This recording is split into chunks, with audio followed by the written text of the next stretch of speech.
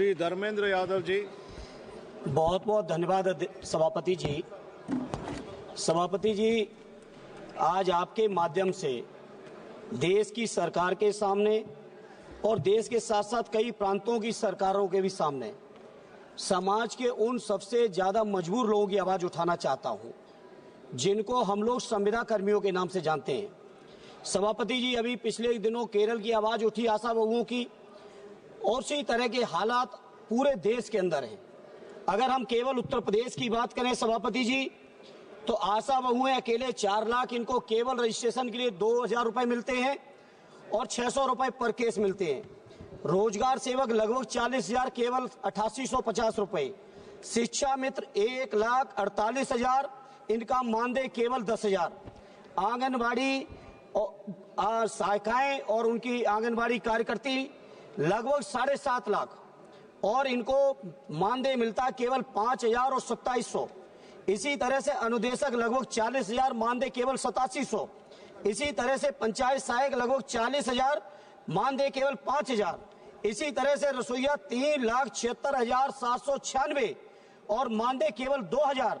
ग्रामीण चौकीदारों की अलग समस्या।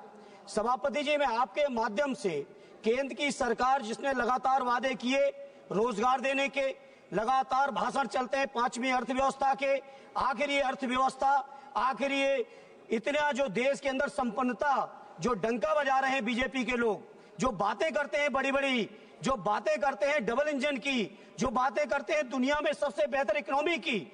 मैं पूछना चाहता हूं, अकेले उत्तर प्रदेश के अंदर लगभग 18 लाख कर्मचारियों का ये हाल है। अगर इसी रेशियो में देखेंगे तो पूरे देश के अंदर लगभग 1 करोड़ से भी ज्यादा कर्मचारियों की दुर्दशा है। और साथ ही साथ सभापति जी, आश्चर्य इस बात का है, इसमें कहीं भी बाबा साहब भीमराव अंबेडकर जी के बनाए हुए संविधान में जो हमें रिजर्वेशन मिलना चाहिए दलित भाइयों को, जो रिजर्वेशन मिलना चाहिए पिछड़ों को, कहीं उसका कोई प्रावधान नहीं है। दिन नित नए षड्यंत्र, कैसे रिजर्वेशन को खत्म करें। रिजर्वेशन अगर सीधे खत्म नहीं कर पा रहे हैं तो आउटसोर्सिंग के माध्यम से खत्म कर दें। आउटसोर्सिंग कर्मचारियों का इतना शोषण हो रहा है सभापति जी कि मनचाही एजेंसियां हायर हो रही हैं। वो एजेंसियां अगर 10,000 रुपए सरकार पेमेंट करती है तो 3,000 से ज्यादा पेमेंट कर्मचारियों तक नहीं जाता है। सभापति 1 मिनट लेंगे बस, बहुत महत्वपूर्ण सभापति जी।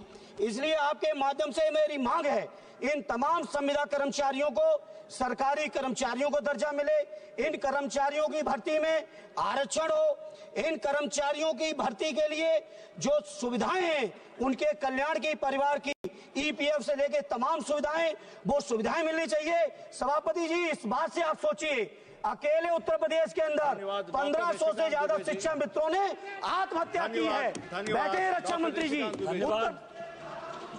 धन्यवाद।